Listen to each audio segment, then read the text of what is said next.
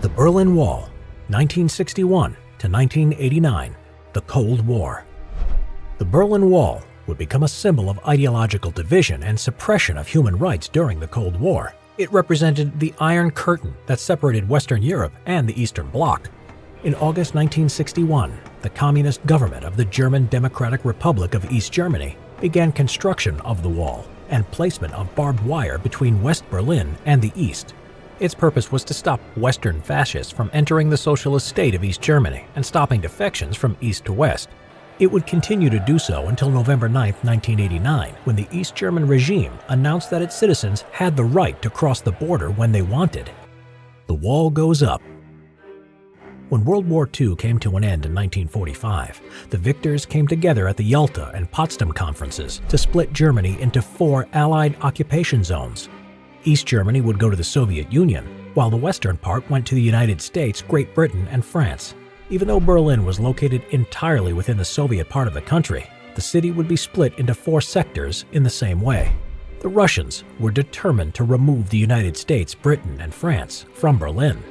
A Soviet blockade in 1948 attempted to starve them from the city. However, the United States and its allies resisted by dropping food and fuel supplies from aircraft, which became known as the Berlin Airlift. The booming western sector, which was the showcase of capitalism, contrasted sharply to the economically poorer east. Many German refugees flowed from the east to the west, including highly skilled workers such as doctors, teachers, and engineers. Between 1945 to 1961, 15 to 20% of the East German population had left to the west. Premier Nikita Khrushchev, leader of the Soviet Union, had had enough and gave the East German government permission to close Berlin's borders for good. On the night of August 12th and 13th, 1961, East German soldiers, the police force, and volunteer construction workers laid down barbed wire and a cinder block wall which stretched over 100 miles. As the decades went on, the wall developed into a more sophisticated one, featuring a series of tall concrete walls, electrified fences, fortifications, and watchtowers. Escaping East Berlin. Now people would no longer be able to cross freely with ease to go to work or shop, as they had done before. Now, in order to get from west to east, they had to pass through border crossings. The most famous were checkpoints Alpha, Bravo, and Charlie. But there were several other border crossings. Which checkpoints or border crossings could be used also depended on nationality, dependent on whether they were West Germans or foreigners or a status such as military personnel or diplomats.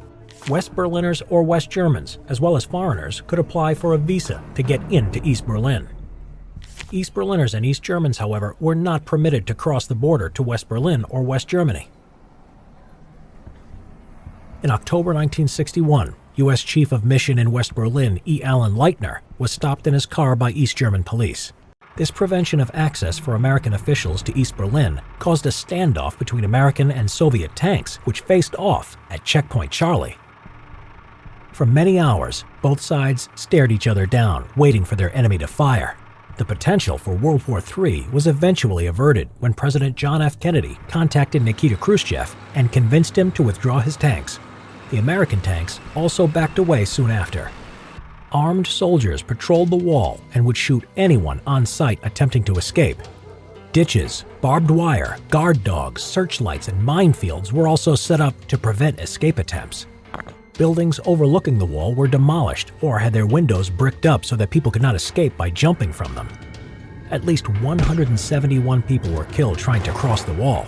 But this didn't mean that escape was impossible. Hundreds of East Germans tried to escape across the wall, including by flying in a hot air balloon, by zip line, on a tightrope, in a car without a windshield, by swimming, and through a tunnel. President John F. Kennedy visited Berlin on June 26, 1963. He made a speech known as Ich bin ein Berliner, referring to himself as a Berliner in spirit, as a way of ensuring that the United States would fully support West Berliners and Germans. This would be a big morale boost, but while President John F. Kennedy protested, he realized a wall was better than war. On June 12, 1987, U.S. President Ronald Reagan arrived in West Berlin for its 750th anniversary celebration. In his speech at the Brandenburg Gate, he challenged Soviet leader Mikhail Gorbachev to tear down the wall. The fall of the wall. On November 9, 1989, with the Cold War thawing and political changes happening across the Eastern Bloc, the East German government announced that all GDR citizens could visit West Germany and West Berlin.